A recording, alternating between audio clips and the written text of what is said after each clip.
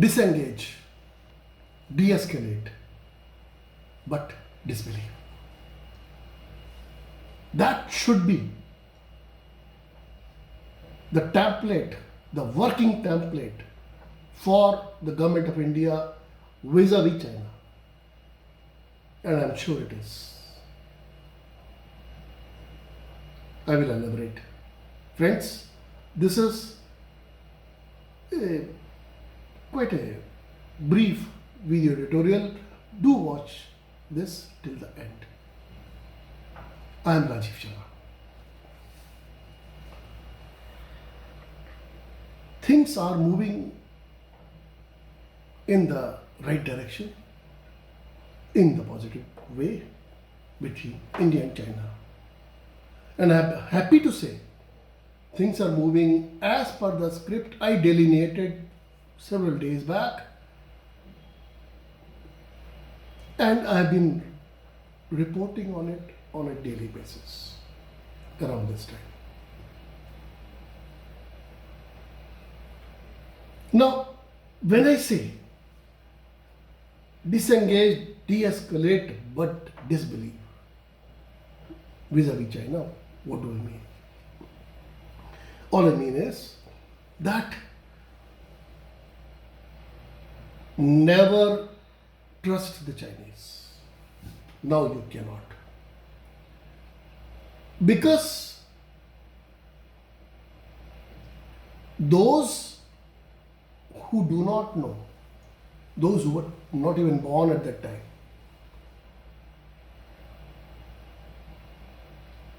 and those who are quite young and are not, have never come face to face with this slice of history, let me tell them that 1962 war between India and China, the only war between the two Asian giants, also started off with Galwan Valley. Similar thing, everything similar, no change. And the Chinese troops, once they realized that they were outnumbered or they were evenly matched in terms of Indian troops, the number of men, the number of ammunition, the kind of ammunition and the kind of, so they retreated.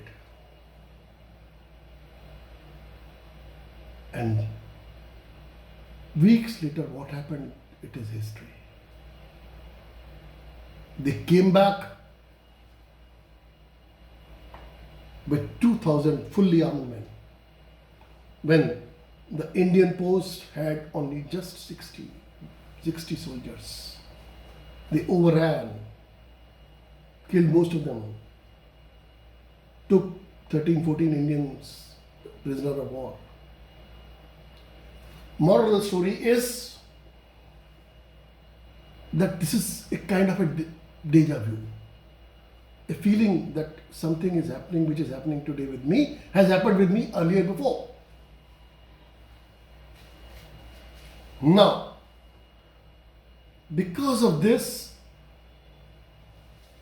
it is incumbent upon any government in New Delhi, the current one and the coming ones, irrespective of which party,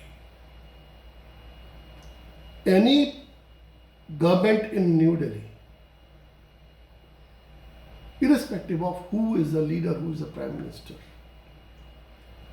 will be trusting the Chinese at their own expense. At their own expense.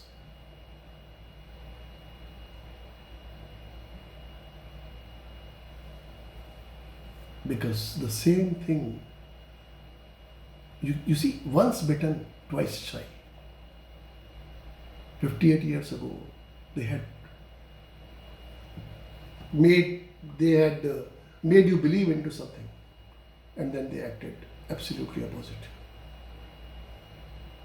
This time,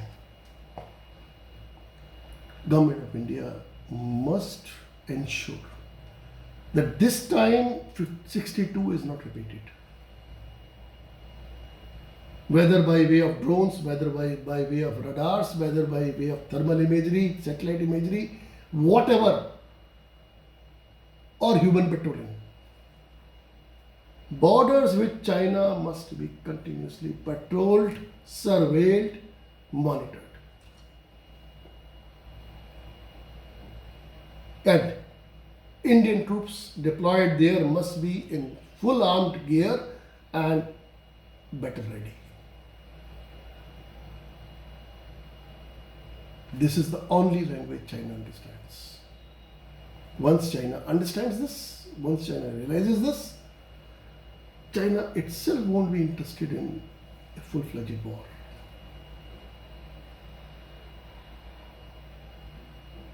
And forget the two nation versus one nation. Pakistan joining China and India getting a loan. Forget that. That is not going to happen. Because if Pakistan were to join, then India will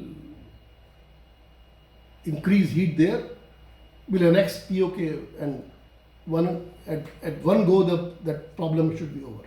Pakistan problem should be over. This time there will be no repeat of 71. And so because of that reason, I don't think that India will be fighting a two-front war. But having said that, that doesn't mean that India should not be prepared for a two-front war. India should, India must. But there are a few other things which India should do vis-a-vis China. And I'm sure, I'm telling you, my sources tell me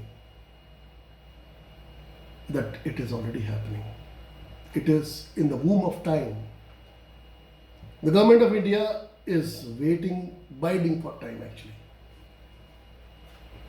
Many of these things pertain to the raw belly of, the soft belly of China. That is Taiwan, Tibet, the two T's. So expect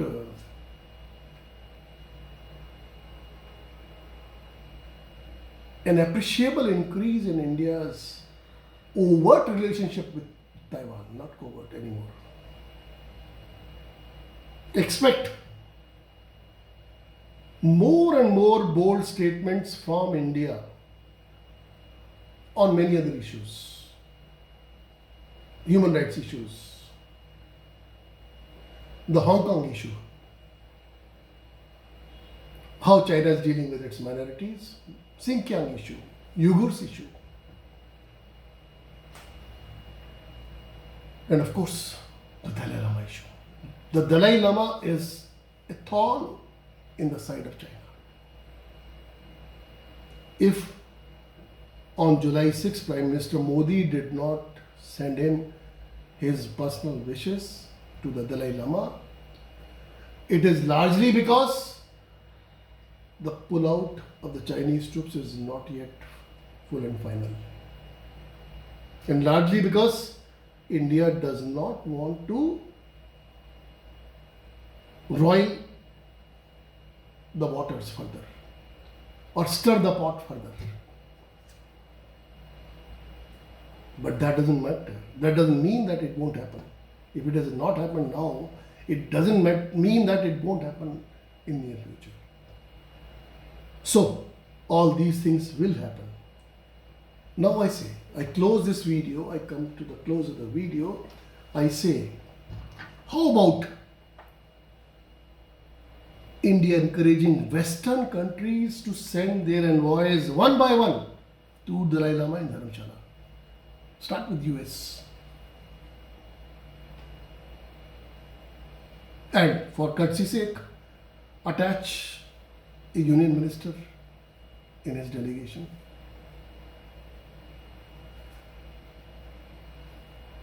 Followed by, US, followed by Canada, Australia, New Zealand, Europe. That will rattle China big way. India is not doing anything. India cannot be accused of provoking China directly. India is a free country, it is a democracy unlike in China. If India encourages foreign envoys to go and meet and pay their respects to the Dalai Lama at Dharamsala, he is 85-year-old and he is sick. And friends, let me tell you, my thoughts may not remain mere thoughts. With that, I come to the close of this video editorial. I hope you will like it and you will subscribe to my channel Rajeev Kishkindha. Thank you very much.